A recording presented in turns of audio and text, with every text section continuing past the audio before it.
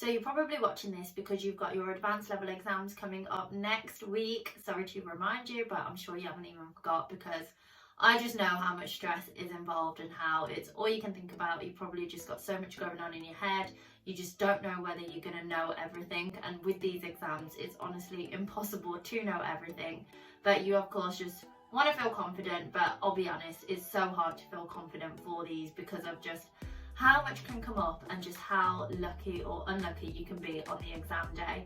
But don't worry, I'm just going to go straight into it. So what can you do in this final weekend before your exams?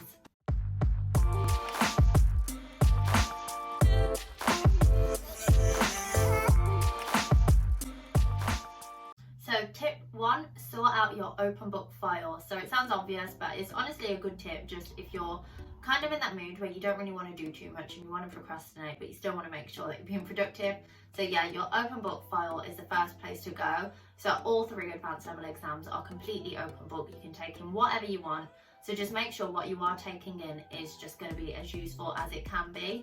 So in these final days, definitely just refine your open book files, make sure everything's tabbed. Make sure you kind of know where everything is. If you want, just kind of make like a content plan type of page and just really just get everything really set up. And it's probably useful, especially if you're a bit forgetful, maybe to just kind of practice like packing and unpacking your bag. Okay, to be honest, I didn't do that, but I think it probably is a good tip if you want to make sure and feel like you do have everything beforehand. Something you might also want to do for your open book is just printing off any kind of model answers that you think you can refer to quite often. But yeah, I'd definitely consider putting that checklist together so the night before your exam, you know you're good to go. So going into the specific advanced level exams for your open book, honestly for CR, corporate reporting, I'll be honest, those IFRS standard books are so helpful. You might not think that they are, but the only way that I really identified that my exam was talking about IFRS 8 was actually by flicking through that contents page and thinking, hang on, it probably is something to do with this standard. For SBM, you can find a link in the description below as to what you will need for that exam. And then for the case study exam, I've already got a video, so check that out here. And you can kind of see how much preparation is needed for the exam. And I tell you kind of what information is needed to be drawn out of the AI and give you details about planning sheets and timing sheets and things like that. Tip 2, this one might seem obvious, but of course this is your time to just revisit any difficult topics. So I feel like with these exams, things usually click quite late, and to be honest, for corporate reporting, IFRS 9, it really just did not ever click for me. So hopefully you're in a better position there. But yeah, just really try and get that last bit of understanding that you can, because you've of course spent so much time going over it all. Like this is the kind of time to just really just nail those extra little bits that you probably just didn't understand before, but hopefully can now. So I'm not saying, you know, just cram everything in. I'm just saying kind of add to your knowledge where you can in like a feasible way without trying to like burn out or anything. But essentially you want to consolidate your understanding, especially for corporate reporting, that does then tie in nicely for SBM. Okay, so tip 3, kind of tying into point 2, but in terms of revisiting difficult topics, it's then also good to draw in those questions that you really struggled with. So you should definitely recap the common mistakes that you find that you've been making so far. So assuming it's been a while since you first, attempted the first question that you did, just try and revisit it if it's an area that you did find that you were struggling with. At this stage, it's probably going to be really time consuming if you're trying to answer it all properly. So maybe just do kind of answer plan or kind of any quick calculations and just see if you do better now. So hopefully this has already been kind of incorporated into your open book file. But if not, it's not too late. You can still just kind of brush up on it and just really refine it. So you just really want to make sure that you're not being tripped up twice. So notice I was talking about revisiting questions. I haven't really touched on kind of new questions or mocks. So this kind of ties back to what I said in part 3, where I just think it might be too close to the exam and it does just take a lot of time if you did want to do that, and you can kind of risk burning out. So maybe controversial, but I just think avoid doing whole mocks because you probably will be so tired. I would then suggest just practicing parts of questions that you think will bring you benefits. So for example, CR, any sections that you think that you still might struggle with, just do those, rather than the whole question itself.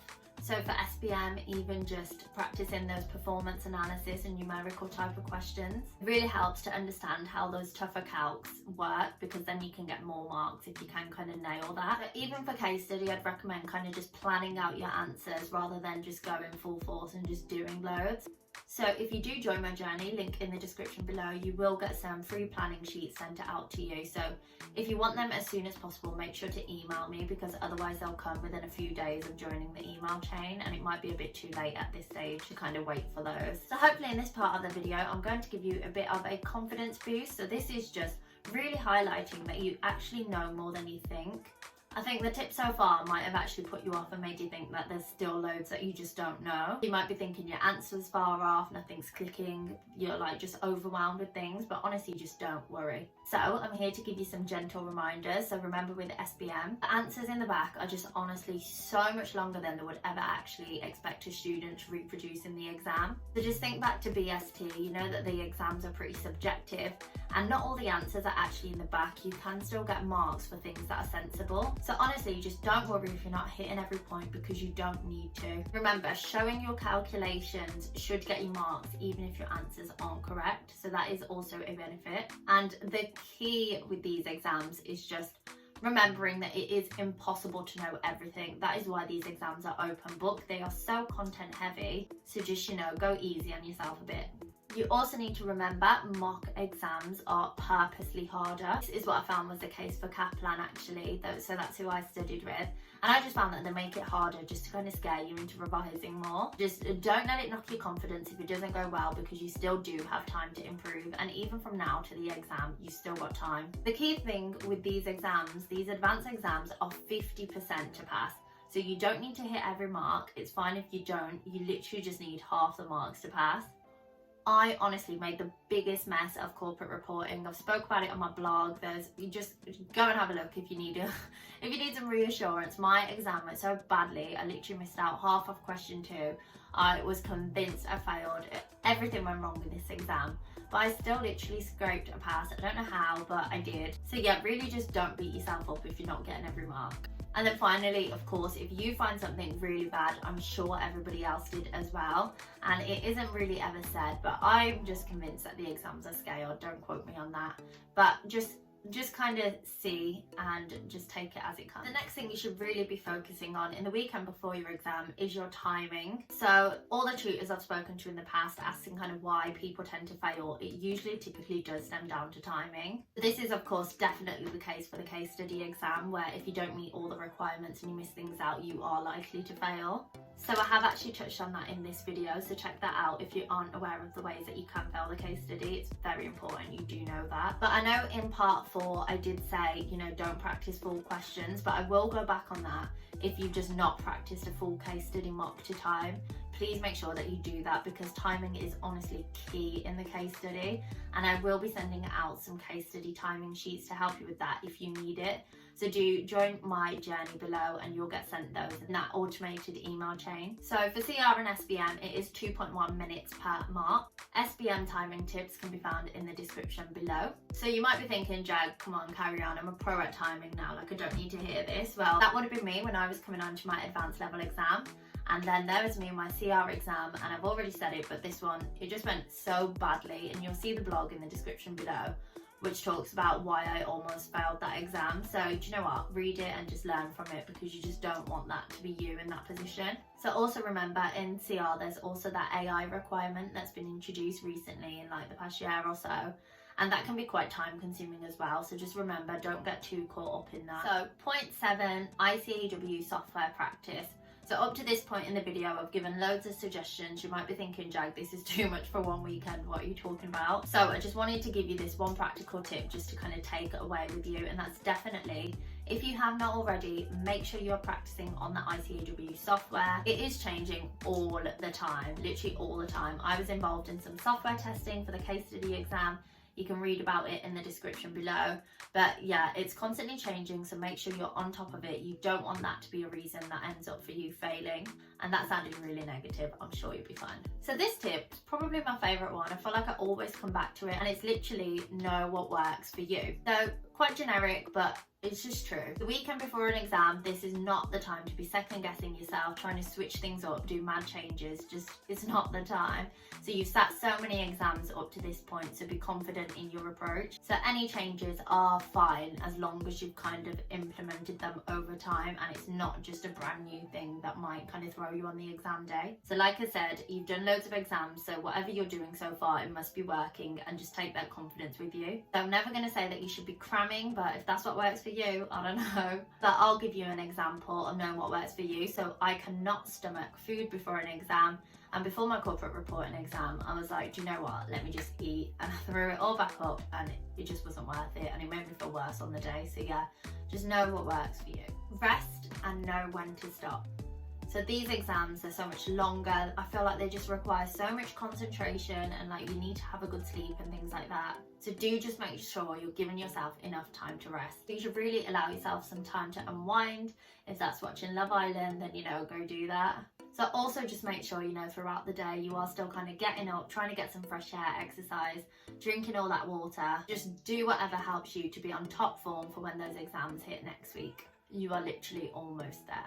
So remember, I also said know when to start. You've probably been studying for months already. If that's the case and you have been studying for so long, you feel like you kind of know everything that you can by this point, don't then feel bad if you think it's time for you to just call it a day. Because you know what, I found that sometimes I just get to that point where nothing else is going in and I'm like, okay, what is the point from now? Like, is it actually going to help? So I think if you kind of get to that point, it's worthwhile sometimes just kind of taking a step back and just reading things through, or going to point one and sorting your open book out. But otherwise, if you think everything's kind of like as good as it's going to be, then fair enough. You can probably just take that really well-deserved break and just rest. So either just completely call it a day or just pick back up tomorrow. Remember, I do have this video about how much preparation is enough for the case study. So do watch that if you kind of want an idea of whether you have done everything that you possibly can. So, penultimate tip, talk to others in the same boat. When you're just stuck in these exams, your friends and your family don't have these exams going on, you can kind of just feel like you're just on your own. But remember, you are not. There are so many others in the same position as you. So it may be others at your farm, other grads that you started with, but if not, and you don't really know anyone, then don't worry, I'm here to help. So I've always kind of found that, moaning or talking about it just kind of just relieve the stress and make you just feel a bit better. So if you do kind of need a support group, want to connect with other students, then I do have Telegram groups available. So there is an ACA Advanced Telegram group that's essentially WhatsApp without phone numbers. The link is in the description below. Feel free to join and just connect with like nearly a couple hundred students now, and you can all discuss the exams coming up. There's also people in there who have already completed their exams, so they are likely to be able to help you too. So my final bit for this exam is so what? Right, so let's think about the worst case scenario here, which is of course failing. So you have worked so hard to get here, and because of that you're rewarded, if you can even call it that, with unlimited resits. But at this point, it's pretty unlikely that your firm will let you go over a fail. I mean, worst case scenario, you do just have to wait for that next sitting for the resit, but you know what, you'll be fine. The waits between the sittings, especially from November to July, that actually is pretty long, but just don't really worry about it. You will still get there in the end. It happens to the best of us, and I do have this video, how to take off a bad exam, if you need it. But anyway, forget about that. Just stay calm. Congratulations for reaching this huge milestone in the ACA, where you are literally actually even able to sit the ACA Advanced Level exams. Really take a moment and just be proud of your achievements. Good luck, you've got this. So thank you so much for watching. As always, if you found this video helpful, then do give it a thumbs up. Any questions, drop them in the comment box below. I'd be happy to answer those. And do make sure to subscribe because I'll definitely be back with more videos. Thanks.